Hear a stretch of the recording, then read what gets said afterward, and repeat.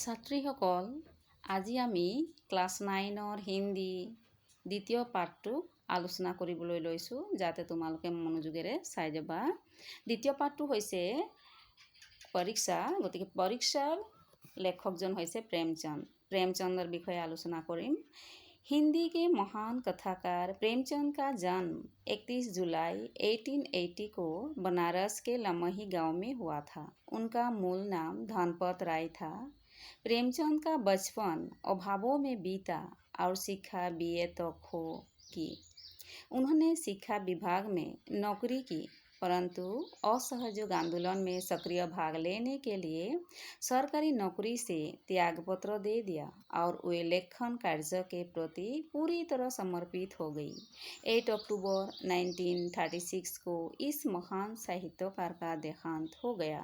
प्रेमचंद की कहानियाँ मानसरोवर के 8 भागों में संकलित है। सेवा सदन, प्रेमाश्रम, रंगभूमि, कायाकल्प, निर्मला, गबन, कर्मभूमि, गोदान उनके प्रमुख उपन्यास हैं। उन्होंने हंस, जागरण, माधुरी आदि पत्रिकाओं का संपादन भी किया। कथा साहित्य के अतिरिक्त प्रेमचंद ने निबंध एवं अन्य प्रकार का गद्य लेखन भी प्रचुर मात्रा में किया। आप साहित्य की सामाजिक परिवर्तन का संयुक्त माध्यम मानते थे। उन्होंने जिस गांव और शहर के परिवेश को देखा और जिया, उसकी अभिव्यक्ति उन्होंने कथा साहित्य में की। किसानों और मजदूरों की दयनीय स्थिति, दलितों का शोषण, समाज में स्त्री की दुर्दशा और स्वाधीनता आंदोलन आदि उनकी रचना की मूल विषय है। प्रेमचंद का साहित्य मूलतः समाज सुधार और राष्ट्रीय भावना से प्रेरित है।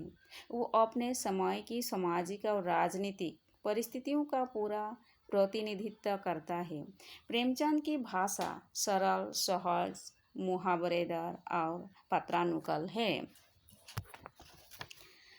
परीक्षा कहानी। परीक्षा कहानी प्रेमचंद की श्रेष्ठ कहानियों में से एक है। इस कहानी में माध्यम से प्रेमचंद ने अफसर या अधिकारी के चयन में विधाता के अतिरिक्त दया, परोपकार की भावना, कर्तव्यपरायणता जैसे सद्गुणों पर अधिक बल दिया है।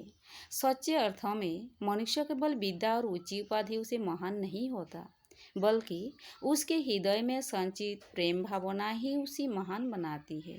प्रेमचंद की यह बहुचर्चित कहानी इसी विचारधारा से संस्पुष्ट है। कहानी में दिखाया गया है कि सुजन सिंह ने रियासत के दीवान पद के लिए उम्मीदवारों की परीक्षा किस प्रकार ली। गतिके ছাত্ৰীসকল, তোমালোকে যাতে ভালদৰে এবাৰ পঢ়ি চাই যাবা।